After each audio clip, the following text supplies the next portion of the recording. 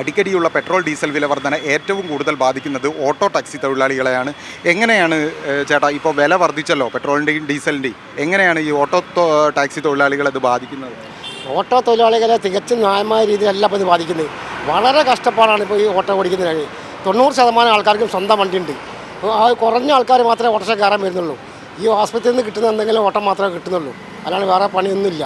2014 മൻമോഹൻ സിംഗിൻ്റെ അവസാന ഭരണകാലത്ത് ഡീസലിന് 69 റുപ്യയും പെട്രോളിന് 71 റുപ്യേ ഉള്ളൂ. 50 റുപ്യ പെട്രോളും 50 റുപ്യ ഡീസലും 500 റുപ്യ ഗ്യാസും കൊടുക്കാറുണ്ടാണ് BJP അധികാരത്തിൽ കയറി. ആ സമയത്ത് തന്നെ കുറേ വാഗ്ദാനങ്ങൾ കൊടുത്തിട്ടുണ്ട്. അക്കൗണ്ടിൽ 5 ലക്ഷം മുന്നേ വരും.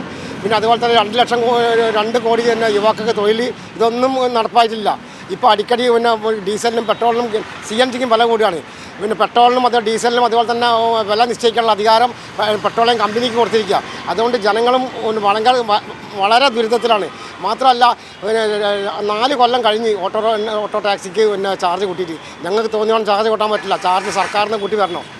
ഇതാണ് സ്ഥിതി. അല്ല, 50 രൂപയ്ക്ക് പെട്രോൾ കൊടുക്കാമെന്ന് പറഞ്ഞ ആളുകളാണ് ഇപ്പോൾ 100ന്റെ മുകളിൽ പെട്രോളിൻ്റെ വില. 50 രൂപയ്ക്ക് പെട്രോളിന് ഡീസലും കൊടുക്കാമെന്ന് പറഞ്ഞ സുരേന്ദ്രപുരത്ത് പോയിട്ട് ഇപ്പോൾ 115 റുപ്യാണ് എറണാകുളത്തെ വില.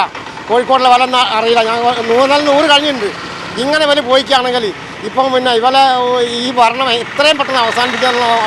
ഇതൊരു സാധാരണ തൊഴിലാളി എന്നുള്ള നിലയ്ക്ക് എങ്ങനെയാണ് അത് ബാധിക്കുക? കുടുംബ ചെലവൊക്കെ മുന്നോട്ട് കൊണ്ടുപോകുമ്പോഴേ സാധാരണ തൊഴിലാളി നിലയ്ക്ക് ഇപ്പോൾ ഡീസൽ വണ്ടിക്കാർ ഒരു ദിവസം 300 റുപ്യക്ക് ഡീസൽ അടിച്ച് കഴിഞ്ഞ് വൈകുന്നേരം ആകുമ്പോഴത്തേക്ക് 1000 റുപ്യ ഉണ്ടാവും, ഏകദേശം 1000 റുപ്യ ഉണ്ടാവും. ആ 300 റുപ്യ കഴിച്ചിട്ടാണെങ്കിൽ ബാക്കി 700 റുപ്യ ഉണ്ടാവുള്ളൂ.